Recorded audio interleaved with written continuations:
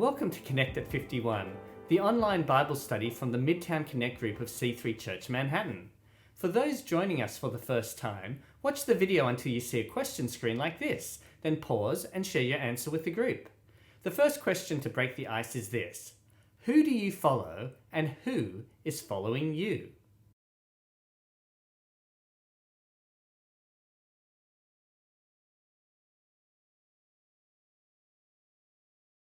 Today we're going to look at a passage about two of the greatest prophets in the Old Testament. We begin at 1 Kings 19, verse 13. Suddenly a voice came to him and said, "What are you doing here, Elijah?" And he said, "I have been very zealous for the Lord God of hosts, because the children of Israel have forsaken your covenant, torn down your altars, and killed your prophets with the sword. I alone am left, and they seek to take my life." Then the Lord said to him, "Go, return on your way to the wilderness of Damascus, and when you arrive, anoint Hazael as king over Syria. Also, you shall anoint Jehu the son of Nimshi as king over Israel, and Elisha the son of Shaphat of Abel-Meholah you shall appoint as prophet in your place. It shall be that whoever escapes the sword of Hazael, Jehu will kill, and whoever escapes the sword of Jehu, Elisha will kill. Yet I have reserved 7,000 in Israel, all whose knees have not bowed to Baal, and every mouth that has not kissed him."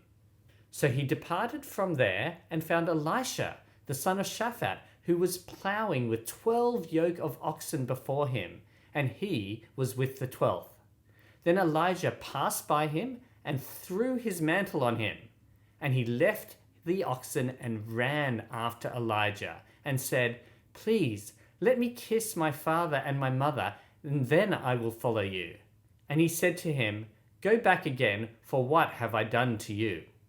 So Elisha turned back from him and took a yoke of oxen and slaughtered them and boiled their flesh using the oxen's equipment and gave it to the people, and they ate.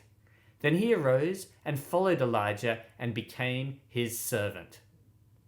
So after reading this passage, how is Elijah feeling at the start of this passage, and why?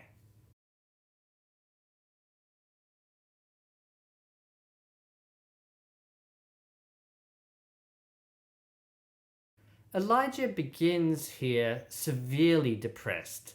For those of you who are part of the mental health workshop that Rachel led, you'll be familiar with the fact that even the greatest characters of the Bible struggled with depression, anxiety, and more. Furthermore, Elijah feels completely alone. He basically complains that everyone else is dead and I alone am left and they want to kill me too. So he's under attack, depressed, and all alone. So what is God's answer to Elijah's problem?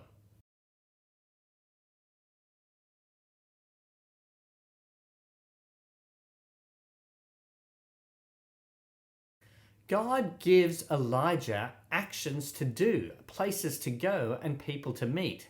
Since Elijah's big problem was feeling that he was all alone, God directs him to the 3 people that will share the load to do God's work and remind him that he is not alone. Most importantly, God directs Elijah to anoint a disciple that will follow him and one day take his place, and that person is Elisha. So what do we know about Elisha when we first see him with 12 yoke of oxen and he's plowing the fields? What does that tell us about him?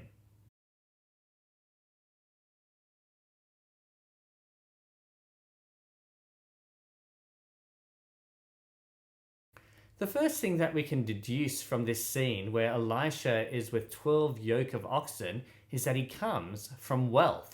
Any farm with 24 oxen that is plowing the fields means that this is a big farm with a lot of money. Yet, despite this apparent abundance, Elisha isn't living it up and letting the servants do all the work. He is hands-on. He's diligent. He's actually working the fields with his own yoke of oxen. And while he is there working these fields, Elijah comes up to him and throws his cloak on him and then walks off. So what does Elijah throwing a mantle on Elisha mean?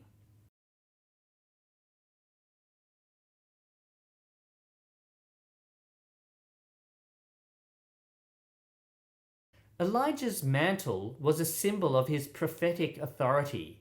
It identified him as a prophet of God. By placing this mantle on Elisha, it was a symbolic gesture that he was calling Elisha to follow in his footsteps and become a prophet too.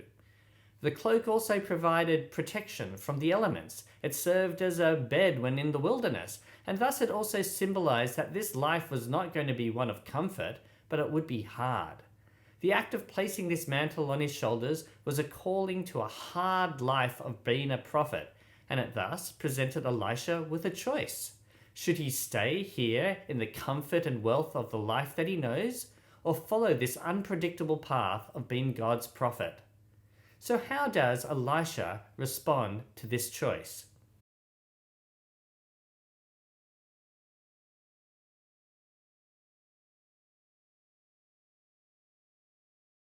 The first thing that we notice is that Elisha acts swiftly. He begins by running after Elijah. He then humbly asks for permission to say farewell to his parents, rather than simply just disappearing from the farm. Elijah basically gives him the okay to say this farewell, so Elisha cooks the yoke of oxen and burns the wooden yoke as a clear sign that this part of his life is over.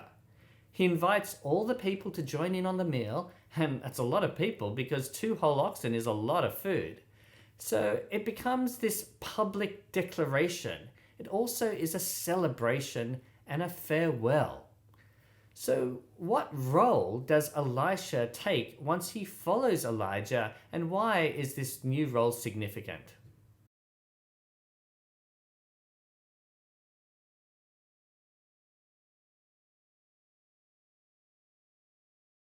Elisha becomes a servant. Later he is described as one who poured water over Elijah's hands. So he goes from being a wealthy farmer to a humble servant. Later on, when Elijah is gone, Elisha performs some of the greatest miracles in the Bible. He defeats armies, he raises the dead, he cures the sick from leprosy, he multiplies food. Elisha becomes one of these greatest prophets in the Bible, but it all begins with him following Elijah and being his servant. The beautiful thing is that it's not just a one-way street. Elisha certainly learns from Elijah what it means to be a prophet, but the lonely Elijah receives the answer to his original problem of feeling abandoned, for now he is no longer alone. In the same way, those that lead you are blessed from your presence, and those that follow you are blessed from what you impart to them. So the final question is a return to the very first question of the day, but perhaps your answer might be different in light of this passage. So, who should you follow, and who could follow you?